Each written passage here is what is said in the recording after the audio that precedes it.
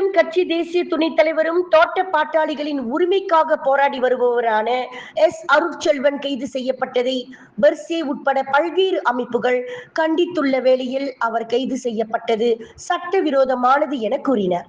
மேம்பாட்டிலிருந்து கைவிடப்பட்டு ஓரங்கட்டப்பட்ட சாமானிய மக்களை பாதுகாக்க போராடி வரும் அருட்செல்வன் கைது செய்யப்பட்டு இருப்பது அவர் ஆற்றி வரும் சேவைக்கு விடுக்கப்பட்டுள்ள ஒரு மிரட்டாகும் என்று பெர்சே குறிப்பிட்டுள்ளது. அருட்செல்வனை தடுப்பு காவலில் வைத்தது போலீஸ் துறையினர் தங்கள் அதிகாரத்தை தவறாக பயன்படுத்தியுள்ளனர் என்பது தெளிவாகிறது.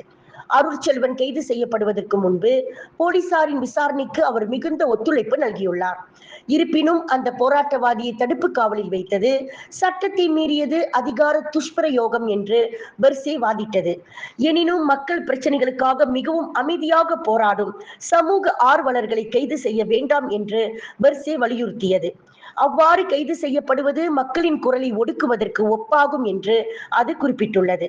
கடந்த ஆகஸ்ட் 13ஆம் தேதி நாடாளுமன்ற வெளி வளாகத்தில் தோட்ட பாட்டாளிகளுடன் இணைந்து மகஜர் சமர்ப்பிக்கும் நிகழ்வில் போலீசாருடன் நடந்த மோதல் தொடர்பில் அருட்செல்வன் கைது செய்யப்பட்டு கோலாலம்பூர் டாங் வாங்கி மாவட்ட போலீஸ் தலைமையகத்தில் சுமார் 6 மணி நேரம் தடுப்பு காவலில் வைக்கப்பட்டார்.